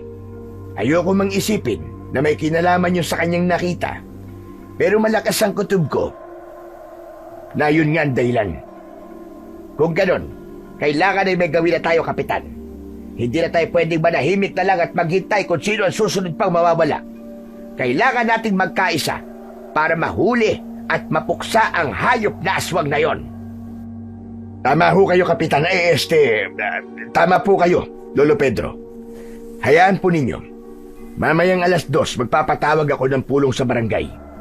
Ipapaabot natin sa lahat na kailangan natin ang kanilang tulong at suporta. Hindi magiging madali ang gagawin natin. Pero kung magtutulungan tayong lahat, may pag-asa tayong mahuli at mapigilan ang aswang na yon. Sige, Kapitan. Kasanggabo ko dyan. Salamat po, Mang Pedro. Ay siya nga po pala. Kailangan nyo rin mag-ingat. Ayoko may mangyari sa inyong masama. Lalong-lalo na sa iyo, Onyok. Ayoko matulad kayo sa kababaryo natin na unang nakakita ng aswang. Baka kasi kayo ang isunod niya eh. Alam ko yon, Kapitan. Huwag ka mag-alala. Nakahanda kami ng apo ko. Hindi basta-basta makakalapit ang aswang na yon sa amin. Sinisigurado ko yan. Mabuti naman po kung ganun. Sige o, aalis na po ko. Salamat po sa oras nyo. Walang anuman, Kapitan. Ay, pero teka lang. Nagkape ka na ba? Kung hindi pa pagtitimpla kita. Salamat po, pero wag na ho kayo mag-abala. Kailangan ko na rin pong umalis. Marami pa po akong gagawin . Sa susunod na lang po, Mang Pedro. O siya, sige. Mag-iingat ka din. Salamat to. Hanggang sa umalis na si Kapitan. Habang naglalakad palayo, nakatitig ang matanda sa kanya. Samantala, mabilis na lumipas ang oras. Bago sumapit ang 2:00 ng tanghali, ay nagtipon-tipon na ang mga tao sa covered court. Maingay ang mga tao at sa gitna nito, dumating si Kapitan Greg. Pagkatapos ay umakyat ito sa isang maliit na entablado. Unti-unting tumahimik ang mga tao. Agad na inilatag ng punong barangay ang lahat ng kanyang mga agenda. Iba-iba ang naging reaksyon ng mga tao tungkol dito. Teka, sandali lang ho. Wag ho kayong matakot. Yung aswang ang dapat nakabahan sa atin. Kung magsasama-sama tayong lahat, makikita niyang hindi basta-basta ang baryo natin. Kailangan maging handa tayo. Labanan natin siya, mga kasama, para sa kaligtasan ng ating mga pamilya. Tama! Tama si Kapitan! Mang Densyo. Oo, Kapitan. Tama kayong narinig. Naniniwala ako sa mga sinasabi nyo. Aaminin ko nung una, Akala ko nagpapalusot lang kayo at gumagawa ng kwento tungkol sa aswang eh. Pero ngayon, wala na akong dapat na pagdudahan pa. Naniniwala na ako na may aswang nga. Kaya sang-ayon ako sa sinabi nyo. Mga kasama, kailangan natin magtulungan. Hindi lang si Kapitan ang nagulat sa pahayag na yon ni Mang Densyo. Lalo pat numero 1 ito na palaging bumabatikos sa mga ginagawa at sinasabi ng punong barangay. Kaya naman, malaking himala na sumang-ayon na rin ito sa sinasabi ng kanilang kapitan. Sang-ayon din ako sa sinabi ni Kapitan. Hindi naligtas sa mga anak namin kung hahayaan nating gumala ang aswang na yon. Kahit babae ako, handa akong tumulong sa pagroronda. Kung kailangan magbantay at rumonda, sasama ako. Ang mahalaga, sama-sama tayong kikilos mga kasama. Tulong-tulong tayo para patayin ang aswang na yon. Marami ang tumango. Nadala sila sa mga salitang binitiwan ng dalawa. Salamat sa inyo, Mang Densyo. Aling Lorena. Gayong marami ng sumang-ayon. Magsisimula tayo mamayang gabi. Babantayan natin ang buong baryo. Bawat sulok ay hahalugugin natin. Maghahati tayo ng grupo. Ang iba'y mag-iikot sa paligid, habang ang iba naman, magbabantay lang sa kanilang mga pwesto. Kung may kakaibang makikita, agad na mag-ulat. Sige po, Kapitan. Wala nang atrasan to. Laban kung laban. Tama! Magandang marinig yan. Pero tandaan nyo, hindi ito magiging madali. Ang haharapin natin ay hindi ordinaryong nilalang.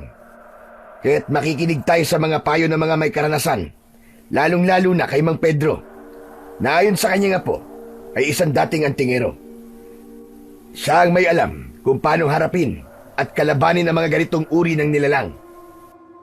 Tumingin ang lahat ng tao kay Lolo Pedro na naroon sa gilid at nananahimik. Tumango ito, tanda ng kanyang pagtanggap sa tungkulin. Nagpalakpakan ang mga tao. Sa pagkakataong yun, formal nang nagsimula ang pagkilos ng buong baryo.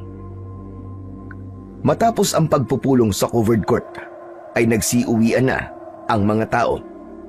Samantala, habang naglalakad pa uwi ang maglolo, kinalabit nito ang kanyang apo. Matanong nga kita, paano nalaman ni Kapitan na dati akong antingero? Nasabi mo ba agad sa kanya? Paano? Hindi naman kayo nag-usap ng ganun kanina, hindi ba? Umamin ka nga sa akin. Sorry po, Lolo. Sige po, aamin na po ako, pero sana po, huwag po kayong magagalit ha. Alam niyo po kasi, ano po yung baul po ninyo, pinakailaman ko pong buksan noon at nakita ko po ang mga agimat. Tapos, nung nagkausap po kami sa barangay ni Kapitan, nabanggit ko po sa kanya na humingi po ng tulong sa inyo kasi sinabi ko po na posibleng dati po kayong antingero. Lolo, sorry po talaga ha. Nako, hayaan mo na yon. Ayos lang naman. Pero wag mo nang uulitin yun ha. Panloloko yung ginagawa mo sa akin na nagkukunwari kang walang alam sa mga agimat at medalyon. Opo, Lolo. Hindi ko na po ulitin yun, promise. Kahit mamatay pa po ang butiki sa kapitbahay natin. Umuwi na rin sila pagkaraan ng ilang sandali. Samantala, pagdating nila sa bahay, agad na kumilos ang maglolo. Si Lolo Pedro ay gumawa ng kanyang mahabang sibat. Pinatalim nito ang dulo ng kawayan at siniguradong matibay ang pagkakagawa. Samantala si Onyok naman ay abala sa sariling paghahanda. Inayos niya ang mga lata sa ibabaw ng nakatumbang puno sa bakuran. Nang matapos, kinuha niya ang tirador na ipinamana sa kanya ng kanyang lolo. Isa-isa niyang pinatamaan ang mga lata. Sa bawat tama ng bato, lalong lumalakas ang loob niya. Lalo din siyang ginanahan na lumaban para ipagtanggol ang baryo kasama ang lahat. Kinagabihan, muling nagtipon ang lahat ng mga taong nais na tumulong. May kanya-kanya silang mga bitbit na sibat at iba't ibang mga uri ng kagamitan. na maaaring ipanlaban sa aswang. Nagsimulang magsalita ang kapitan. Pinaliwanag niya ang kanilang gagawin at kung paano sila magbabantay at iikot sa baryo. Tahimik naman na nakinig ang lahat. Habang abala ang lahat sa pakikinig, may biglang kumalabit sa tagiliran ni Onyok. Napalingon siya at agad na natawa. Ikaw lang pala, Cardo. Akala ko kung sino na yung sumundot sa tagiliran ko eh. Mabuti na't nandito ka. Oo naman, syempre. Gusto ko din tumulong, no? Biglang napatingin sa direksyon nila ang ina ni Cardo. Kita agad ang pagkunot ng kanyang noo. Lumapit siya sa anak at hinila ito ng bagya. Madiin ang kapit niya sa braso ng anak. Halatang nagpipigil ng galit. Bakit ka nandito? Di ba sinabi ko na sa'yo kanina na huwag ka sumama? Pero Nay, ayoko pong maiwan na mag-isa sa bahay eh. Natatakot po ako. Mas mabuti po na sumama na lang po ako dito. At anong magagawa mo dito, Aber? Bata ka pa. Hindi ka makakatulong dito. Hindi po totoo yan. Basta sasama po ako. Wala na po kayo magagawa. Sa kamalay nyo, di ba? May magawa ako. Don't judge me. Ah, bahala ka. Pero kapag may nangyari sa'yo, naku po, Diyos ko, ewan ko na lang. Ako po bahala, Nay. Walang masamang mangyayari sa akin. Magtiwala ho kayo. Saka nandito din naman si Onyok eh. Magkaedad lang kami pero sinama ng lolo niya. Ay, nako. Bahala ka na nga sa buhay mo. Ang tigas-tigas talaga ng ulo mo. Tumalikod na ang ginang at hinayaan na ang anak. Napangiti naman si Onyok at si Cardo. Ayos na. Pwede ka nang sumama. Matapos ang mabilisang pag-uusap ng mga tao sa covered court, lalakad na sana sila bilang grupo, pero bigla silang nakarinig ng malakas na pagaspas ng pakpak mula sa itaas. Agad silang lumabas sa court. May aswang, mga kasama! May aswang! Agad na nagkagulo ang mga tao. Sabay-sabay silang napatingala. Ang iba ay napasigaw sa takot, habang ang iba naman na talagang matatapang ay inihanda ang kanilang mga dalang armas. Nang makita ito ng aswang, bigla itong lumipad palayo. Habulin natin! Kumilos ang mga tao. Mabilis silang nagsitakbuhan. Sinundan nila ang halimaw na lumipad patungo sa bundok. Kasama sa mga tumakbo ay sina Onyok, Cardo at Lolo Pedro. Ako ang sundan nyo. Kaya ko siya sundan sa pamamagitan ng kanyang amoy. Inilabas ng matanda mula sa loob ng kanyang t-shirt ang nakasuot sa kanyang agimat. Bahagya itong kumislap. Dahil sa agimat na dala niya, lumakas ang katawan ng matanda at tumalas din ang kanyang pang-amoy. Dito tayo. Sumunod kayo sa akin, mga kasama. Nagmamadali nilang binaybay ang madilim na daan patungo sa may paanan ng bundok na kanilang kinatatakutan. Halos 1 oras din silang naglakad hanggang sa marating nila ang paanan ng bundok at doon nila natagpuan ang isang lumang bahay na yari sa kahoy at pawid. Magtago tayo. Dito ko naaaboy ang aswang. Kailangan muna nating magmanman dahil baka may patibong. Agad silang nagtago sa likod ng mga puno at sa mga matataas na damo. Maya-maya pa ay lumabas mula sa kubo ang isang payat, maitim at matangkad na lalaki. Bahagya itong nakayuko habang naglalakad. Dala ang isang sako na tila mabigat. Napatingin si Lolo Pedro sa mga kasama niya. Yan na. Hindi ako maaari magkamali. Siya ang aswang. Sinundan nila ng tingin ang bawat galaw ng lalaki. Nang ibaba nito ang dala niyang sako, biglang umalingasaw ang masangsang na amoy. Para itong bulok na karne. Halos masuka si Onyok at Cardo, pero pinigilan nila ang kanilang sarili. Gusto nang sumugod ng mga tao, pero pinigilan sila ni Kapitan Greg. Wag muna. Hintayin muna natin ang tamang oras. Baka may kasama pa yan sa loob. Habang nakatago, napansin nilang nag-iba ang anyo ng lalaki. Unti-unti itong kumurba. Nagkaroon ito ng mahahabang kuko at pangil. Kitang-kita ng lahat ang pagbabago nito bilang aswang. Nanginig si Cardo, pero pinisil ni Onyok ang balikat nito. Tanda na kailangan nilang maging matapang. Tahimik ang lahat, nag-aabang ng tamang oras. Biglang kumilos ang aswang. Binuksan nito ang sako at inilabas ang laman. Nanlaki ang mga mata ng lahat nang makita nilang yung pala ang katawan ng kanilang nawawalang kababaryo. Halos masuka ang ilan sa nakitang eksena, lalo na nang sinimulan ng halimaw na lantakan ang bangkay.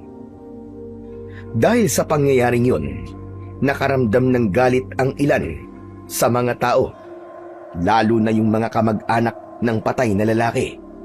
Hindi na nila napigilan ang bugso ng emosyon at agad silang sumugod. Subalit isa sa kanila ang nahuli ng patibong. Totoo ang hinala ni Mang Pedro. Bago pa man nila matulungan ng kanilang kasama, ay mabilis na nilundag ng aswang ang kawawang lalaki at agad na nakagat. Bumulwak ang dugo at sa isang iglap ay nangisay ito at namatay. Biglang napaatras ang mga tao nang dahil sa labis na takot. Samantala, lumabas na rin si Kapitan Greg sa kanyang pinagtataguan. Ganon din ang matanda. Mag-iingat kayo mga kasama! Tuso ang aswang na yan! Dahil sa sinabing yun ni Mang Pedro, natakot na ang iba na kumilos. May iba pang ang biglang napaatras. Ang naiwang nanatiling nakatayo ay ang dalawa. Nagsimula na ang mabangis na laban. Lumusob ang aswang sa dalawa, mabilis at mabangis. Tinangkang sibatin ito ni Lolo Pedro, pero nakailag ito at gumanti. Gamit ang kanyang matatalas na kuko, balak nitong saksakin ng matanda. Kaagad namang sumaklolo si Kapitan at tinaga niya ang aswang. Dahil nasugatan, lalong naging mabangis ang kanilang kalaban. Biglang ibinuka nito ang malapad niyang mga pakpak.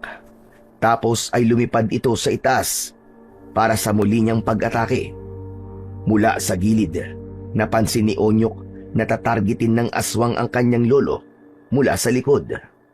Mabilis siyang kumilos. Kumuha siya ng bato sa kanyang bulsa at gamit ang tirador, tinira niya ang aswang. Tumama ang bato sa balikat ng aswang, pero tila wala itong epekto. Sa isang iglap, nakagat ang balikat ni Lolo Pedro. Lolo! Sa desperasyon, inilabas niya ang medalyon ng San Benito. Nagdasal siya ng taos sa puso. Humingi siya ng lakas at gabay. Biglang nagliwanag ang medalyon. Muling kumuha ng bato ang bata. Muli niyang tinarget ang aswang. Isa-isang pinakawalan ni Onyok ang mga bato at bawat tumama sa halimaw ay nag-iiwan ng mga paso sa balat nito. Isa sa mga bato ang tumama sa pakpak ng halimaw, dahilan para mapulit yun at di na muling makalipad. Onyok, tara na! Pagkakataon na natin patayin ang aswang na yan! Tumango si Onyok. Sinimulan nilang ikutan ang aswang. Tila nalilito, sumingasing ng malakas ang nilalang at muli itong sumugod. Mag-iingat ka, Cardo! Talasan mo ang pakiramdam mo! Tumango si Cardo. Agad na pinakawalan ni Onyok ang huling bato na dala niya mula sa tenador. Pero sa kasamaang palad, naiwasan yun ng aswang. Ha! Sablay! Hindi pwede to! Nanlaki ang mga mata ni Onyok nang makita niyang mabilis na sumugod ang aswang kay Cardo. At bago pa ito nakaiwas, tumilapon ito ng hampasin ng halimaw. Bumagsak si Cardo ng pasadsad sa lupa. Gumulong-gulong at napahandusay. Napangiwi siya sa labis na sakit. Cardo! Nanlaki ang mga mata ni Onyok nang makitang palapit na naman ulit ang aswang. Naglalaway habang nakangisi. Tila handa nang tapusin ang kaibigan niya. Mas hinigpitan ni Onyok ang hawak niya sa medalyon. Paulit-ulit siyang nagdasal. Mas lalo itong nagliwanag, dahilan upang tumigil ang aswang at sandaling mapaatras. Tumakbo si Onyok palapit sa kaibigan niya. Agad niya itong tinulungan na makatayo. Maya-maya pa ay hinawakan ni Cardo ang kanyang kamay at tila may inilalagay ito sa kanyang palad. Onyok! Ito ang bato! Tapusin mo na ang aswang na yan! Oo, tatapusin na natin ang laban! Nang muling sumugod ng aswang, sabay na kumilos ang dalawang bata. Iniayos nito ang bato sa kanyang hawak na tirador. Nang pakawalan niya ang bato na ibinigay sa kanya ng kanyang kaibigan, ay nakita niyang nagliliwanag na din ito. Tumama yun sa dibdib ng halimaw. Kasabay nitong sumugod din si Cardo at sinalubong niya ang aswang. Sinaksak niya ito gamit ang dala niyang sibat. Nang makita ng mga tao na tila humina na ang depensa ng aswang, mabilis silang sumugod at ito ay kanilang pinagsasasaksak. Umungol ng malakas ang aswang. Bumagsak ito sa lupa at unti-unting nanghina hanggang sa mamatay. Sa harap ng lahat, nagliyab ang katawan nito at tuluyang natunaw hanggang sa mawala na at naging abo at tinangay na ng hangin. Sandaling natahimik ang lahat. Halos hindi makapaniwala ang mga tao na natapos na ang kanilang bangungot. Tapos na! Nagwagi tayo! Wala na ang aswang! Nagbunyi ang buong baryo. Masayang nagpasalamat ang lahat kina Onyok at Cardo. Tinapik-tapik sila sa balikat at tinawag na mga bayani. Sa gitna ng kasiyahan, napaiyak si Aling Rosa at dahil sa matinding emosyon at tuwa, nasabi nito ang hindi dapat sabihin. Nako, salamat talaga, Mang Pedro. At dinala mo rito si Onyok.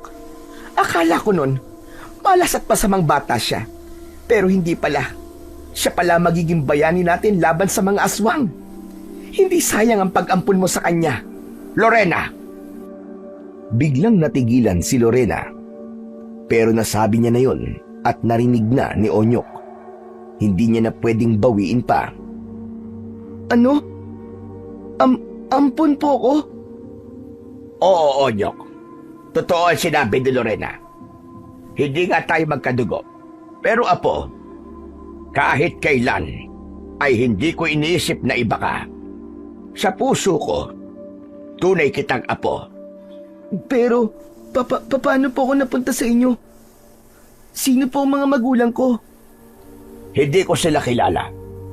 Noon may kinalaban akong aswang sa ibang bayan at natagpuan kita sa isang maliit na kubo. Umiiyak habang nakatingin sa mga nakahandusay na bangkay. Pasensya ka na, apo, kung hindi ko nasabi sa iyo. Naluluwaman, mabilis na niyakap ni Onyok ang kanyang lolo. Ayos lang po, Lolo. Hindi ko naman po nararamdaman na ampun po ako. Minahal niyo po ako. Gaya po ng tunay na apo. Hindi po kayo nagkulang sa akin. Maraming salamat po, Lo. Mahal na mahal ko po kayo. Mas humigpit pa ang yakap ni Onyok sa kanyang lolo. Lahat ay natuwa at naantig sa kanilang samahan. Nabilib sila sa kung paanong tinanggap ni Onyok ang katotohanan tungkol sa kanyang pagkatao at naging saksi din sila kung gaano kabuti ang puso ng bata. Samantala, naging inspirasyon si Onyok at Cardo sa buong baryo. Itinuring silang mga bayani.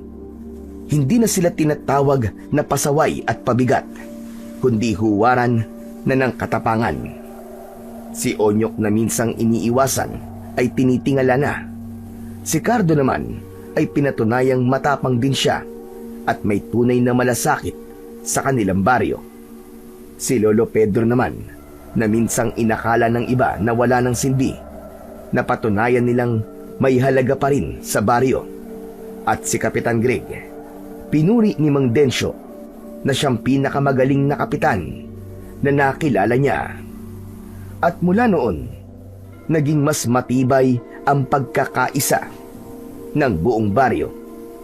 Sama-sama silang nagbantay, nagdasal at nagtulungan. Hindi na sila takot sa gabi dahil alam nilang may mga tulad ni na Onyok at Cardo na handang sumabak sa panganib, alang-alang sa kanilang lahat.